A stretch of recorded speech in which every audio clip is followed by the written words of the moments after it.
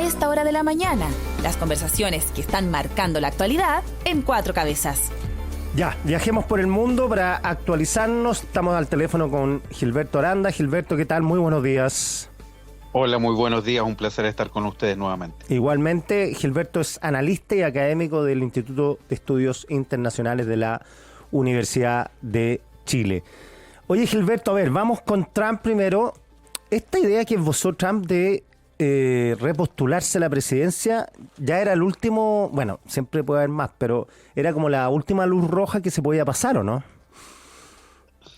Mira, siempre puede haber más, tal como lo dices, pero claramente esto es inédito porque desde la década del 50 que hay una enmienda constitucional, o sea, equivalente a una ley de alto rango, fundamental para cualquier república. Hay una enmienda que dice que está prohibido una nueva reelección. Hay solamente una reelección.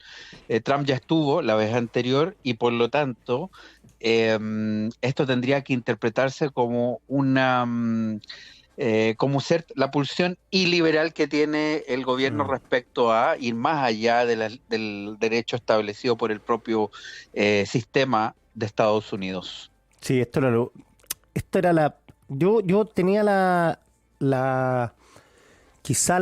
el sentimiento que Trump iba a ir por eso. Es difícil pensar que él se vaya a retirar tranquilamente, pero claro, está la ley ahí, pero él dice que puede haber algún tipo de resquicio legal para acometer dicha aventura presidencial que sería inédita, no solo en Estados Unidos, sino que también fuera de las dictaduras de las democracias occidentales.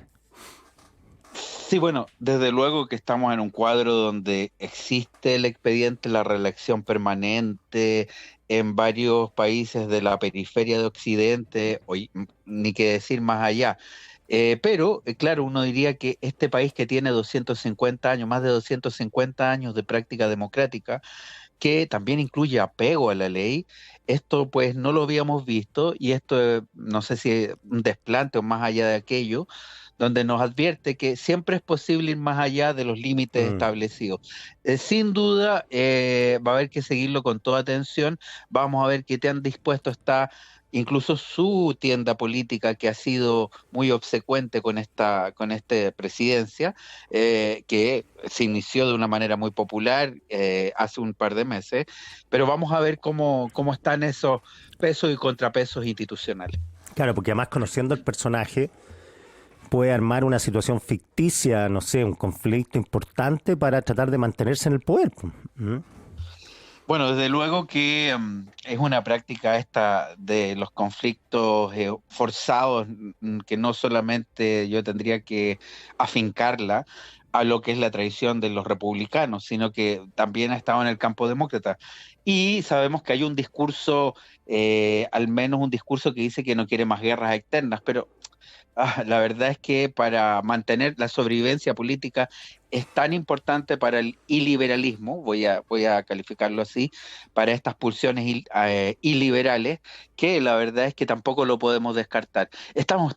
Además estamos tan al arranque de este gobierno, de que si te colocas a pensar, lleva apenas un poco más de 2 meses instalado, que todavía podemos ver las cosas más increíbles. Vamos a ver de todas maneras cómo se va desplegando. Oye, y ahora, bueno, se tiene que cumplir la sentencia de Trump respecto a los aranceles, y provocó mucha conmoción en el mundo los aranceles de los automóviles, del 25%. Bueno, definitivamente el cuadro está cambiando permanentemente. El 2 de abril ya, es decir, en 2 días más, el miércoles, tendrían que entrar en vigencia varios aranceles, pero él en estos 2 meses y fracción nos ha mostrado que incluso es capaz de revertir la decisión, o más que revertirle, darle un último aliento, otra extensión, nos lo dice un par de horas antes, 12 horas antes. Todo puede pasar incluso mañana primero, antes que el 2 de abril entren varios otros ítems en ejecución. De todas maneras, estamos hablando, yo no podría hablar de una doctrina Trump, sino que una antidoctrina que más bien juega con la incertidumbre, la incerteza, el último momento para una decisión.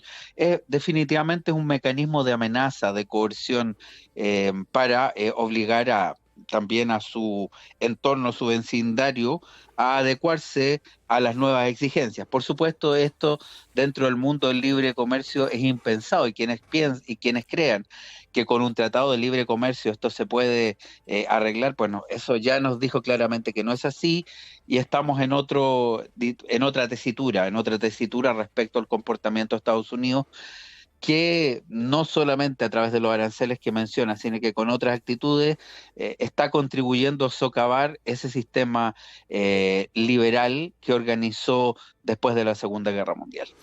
Y lo otro que se ve es que la real oposición a Trump solo es la justicia, el Poder Judicial, que ha revertido decisiones que ha tomado Trump, porque el Partido Demócrata parece absolutamente noqueado, ¿eh? O sea, no sé dónde está Obama, por ejemplo.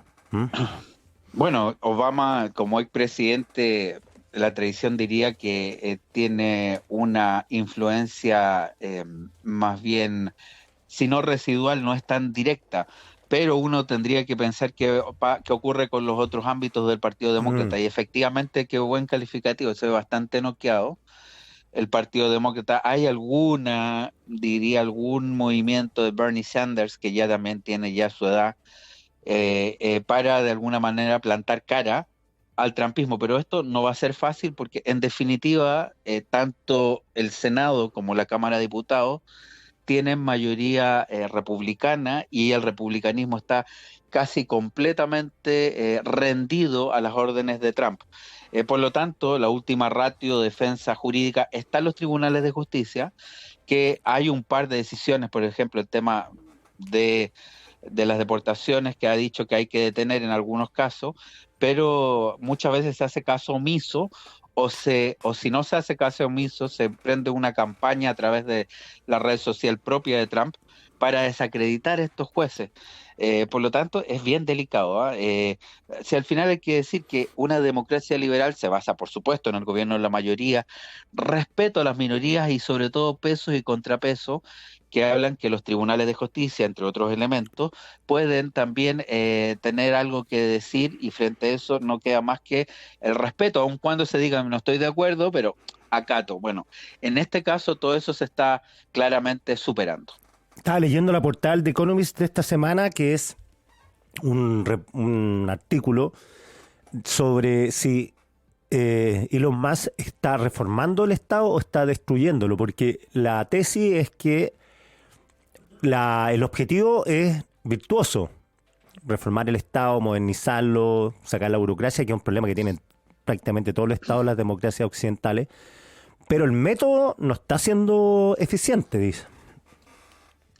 O sea, la impresión que yo tengo es que se está recortando muchas veces a diestra y siniestra sectores que pueden ser bien importantes para Estados Unidos.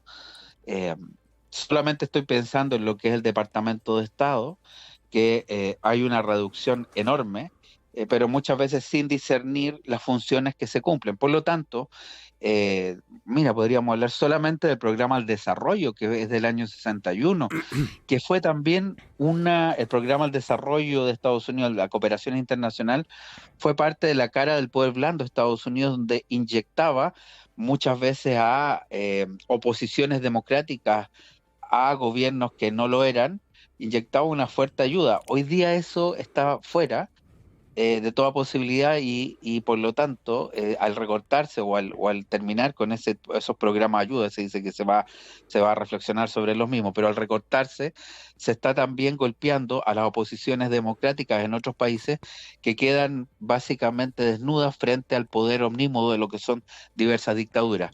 Es bien complejo, y en esto Elon Musk, hay que decirlo, en estos 2 meses y fracción ha sido la estrella, la usina de esta administración Trump, y yo tengo la impresión que tiene un poder enorme. Solamente mi pregunta es si en algún momento estas dos personalidades tan perfiladas no irán a chocar.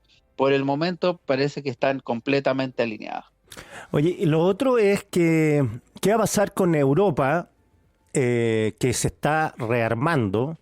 Están invirtiendo todos los países en mucho dinero en comprar armas. Y lo otro que me pareció sorprendente, un manual de la Unión Europea que recomienda una serie de precauciones para los ciudadanos de Europa respecto de posibles conflictos de guerra, cambio climático, etcétera, le estoy diciendo en lo concreto, les recomienda tener alimentos perecibles en la casa, linternas, pilas, etcétera, etcétera. Una cuestión que yo no he escuchado desde hace mucho tiempo. Incluso podríamos decir es casi de época de Guerra Fría. Exacto. Bueno, la primera noticia es que Occidente, aquello que llamamos Occidente, que es un concepto por supuesto que es debatible, pero aquello que llamamos tradicionalmente Occidente, se está fisurando en dos partes, y eso es administración Trump.